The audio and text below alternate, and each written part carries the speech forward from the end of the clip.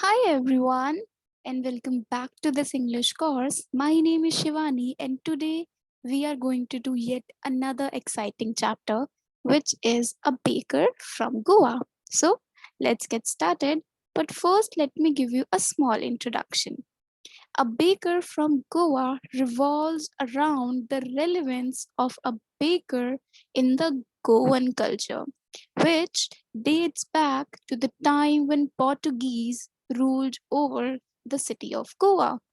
The Portuguese may have left, but the bread makers continued to have an inevitable stature.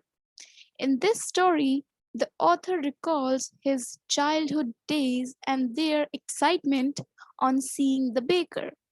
They were enthusiastic to the point that they would run to him as soon as they woke up without even brushing their teeth. With that, let's start today's lecture. The story takes us back to the time when Portuguese ruled Goa. They were immensely famous for their breads.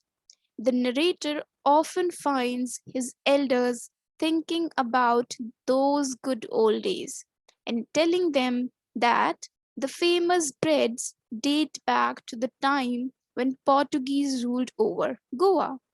They ponder over the past and tell them that though the Portuguese have left Goa, but the bakers of bread still exist.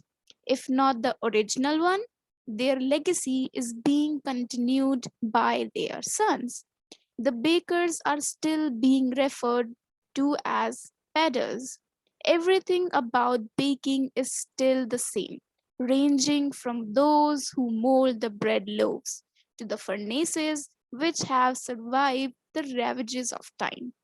The sound of their arrival and the thud of their bamboo stick can still be heard, just like the golden times. The narrator recalls that the baker acted as their friend and companion during their childhood days in Goa. The baker used to visit twice a day, once while he was on the round to sell his loaves, and the other time while returning back with his empty basket, having sold all the loaves. It was the sound of his bamboo stick that woke up the child. The children were so excited to meet him and choose from the bed bangles or cancun he made especially for them. While the bangles were for children's, loaves were for adults that were generally collected by the maid servant of the household. The baker often made a musical entry with his bamboo stick. His one hand supported the basket on his head while the other banged the bamboo on the ground. He would go house to house and greet the ladies before handing them over the loaves. The parents would scold the children and make them stand aside. But as eager as they were, they would climb a bench or the wall to peep into the basket. They did not even bother to brush their teeth before having those bread bangles because it seemed unnecessary effort for them to pluck mango leaves from the branches to use them for brushing their teeth.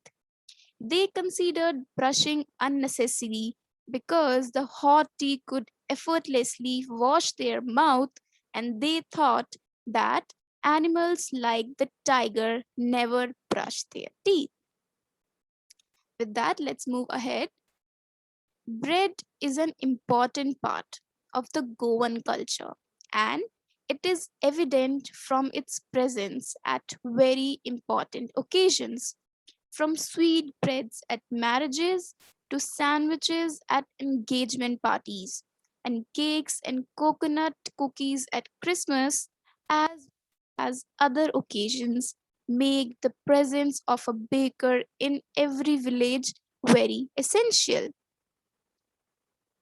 Bakers were known to have worn unique knee length frock dresses, typically known as kabai.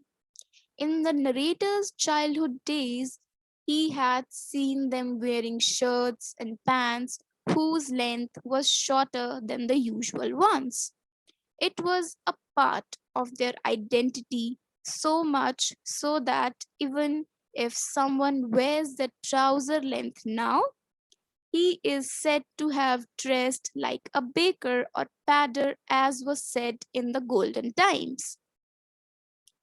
The baker had a way of making monthly record of bills on a wall using a pencil and then collecting the money at the end of the month. Baking has always been a profitable profession. The baker's family and workers have always been happy and joyous. The baker was usually fat, which was proof that he had a lot to eat and hence was a proof of his richness. Even to this day, someone with a well built body is compared to a baker. With that, we are done with the summary of a baker from Goa. But let's just go through one or two questions related to this chapter. Okay.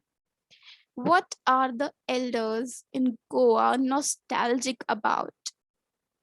The narrator often finds his elders thinking about those good cold days and telling them about the famous breads that date back to the time when Portuguese ruled over Goa.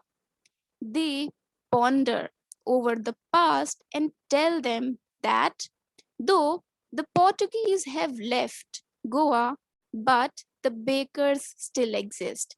If not the original ones, their legacy is being continued by their sons. Now, next question. Is bread making still popular in Goa? How do you know? Yes, bread making is still popular in the city of Goa. It is evident from the existence of time tested furnaces, mixers, and molders. The legacy of bakers is being continued by their sons. You will find a bakery in every Goan village as bread is an important part of the Goan culture. With that, we are done with the summary baker from Goa, and I hope this video was helpful to you. Until then, we meet next time. Please take care of yourself and bye.